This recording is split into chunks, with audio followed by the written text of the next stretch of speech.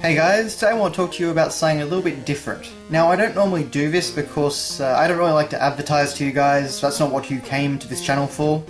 But I figured that this new app that I've created kind of crosses over into the stuff that I cover on my channel. So basically what I've got here is a game called 16-Bit Game Quiz SNES Edition. So as you might imagine, it's a quiz about Super Nintendo games.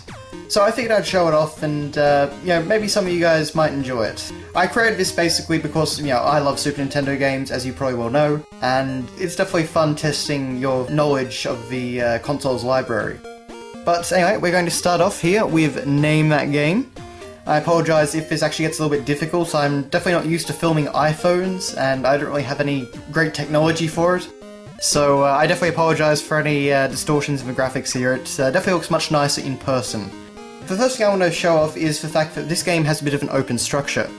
Normally you just go, level 1, you answer, say, 75% of the questions and move on to level 2, but in this game you actually have full access to levels 1 through 9 straight off the bat. If you get stuck on, say, level 7, then you can jump back to level 6 or, vice versa. So you're not just locked into one level at a time. Now, the reason this system works is because you're trying to collect keys to unlock this right here, which is level 10, obviously the final and most difficult level. And to do that, you have to answer half of the games, or you have to name half of the games in a particular level, rather. So I'm going to just show you what level 1 is like, and then we might, just show you what getting a key is like. So we have this nifty little animation I put together of a SNES cartridge falling in for the particular quiz. That can of course be turned off just in case you don't like the delay. Now, basically what you've got here is, you can see I've named a couple of games here and they have the star icon on them, but all these other games I have not named yet. So I think we might start off, we'll try naming some Castlevania 4. Now I apologise if this gets a little bit difficult for me to type, because setting this up for filming puts me in a bit of a precarious position. So we have, of course, the keyboard down here, and you can just type it out like you would on any other iOS app. Castlevania 4. And we're correct. So that's, of course, very simple, what you'd expect out of a quiz game. Now, the game actually does accept a wide variety of names. I've tried to include things like, Japanese names, European and American names, when, all those are different. I've tried to include some abbreviations as well, so, here we have Final Fantasy IV. Well, if you know what that is, then you probably also know it as FFIV. So, if you want, you can simply put that in. And voila. Now, you can see there on the correct screen that it gives you +1 stars, and these are things called hint stars. Now, hint stars can be used to get clues or outright solve a particular game. So let's say that I have Street Fighter 2 here, but I don't know it's Street Fighter 2.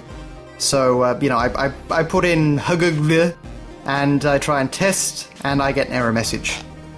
So what I can do instead is I can press this button here and go to hints. And here I can use my well-earned hint stars. So if I use this one, I will actually get a description of, the company that made the game, the genre of the game, and the year it was released, which can sometimes help if you're a fairly knowledgeable Super Nintendo fan. You can get the first 2 letters of the name by spending 2 hint stars there. You can get more detail, so like the first word in this case, by spending 3 hint stars. And then finally, you can solve it by pressing the solve button and paying a whopping 8 hint stars. So I definitely recommend trying to solve it with just the hints if you're stumped, but if you can't figure it out, then that's fine. Of course, the solve button is there. So if we test that, all taken care of. Okay, so what we might do then, we'll switch back to the Name That Game level select. We shall go to level 2, and we might get ourselves a key just to show that off. So basically, I just created this app because, as I said before, I love Super Nintendo games. This is obviously a passion of mine, given my channel. And I know that a lot of other people feel the exact same way, so it's pretty fun to test your knowledge, I found, and particularly going through this quiz and making it, I've learnt so much about the Super Nintendo library, so it's definitely been a worthwhile experience in that way. I think there's definitely a lot of games that go under the radar and I'd never heard of before, and now I'm actually pretty interested in. So I guess you could think of a quiz in that way as well. You can also expand your knowledge of the Super Nintendo game library. Okay, so here we have ActRaiser.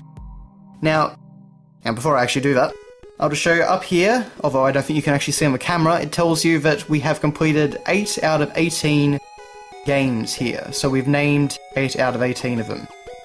As I was saying before, if you name half of the games in a particular level, you will get a key. So you only need to name half of the games in every single level to unlock level 10. So I've named almost half, so we're just going to name ActRaiser down here. And that will be, that should be a key for us.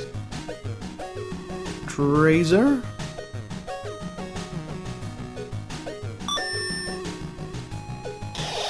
And we got a key. So collect them all to unlock level 10. So after we collect all of those, we can go inside, and you can see that the key is then marked on the level banner. Even after you get all the keys, there's still over 100 games to name, and there's 30 achievements to unlock.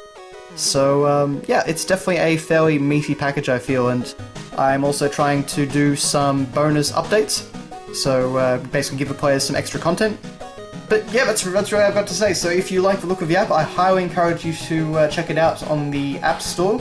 It is free, so please go right ahead.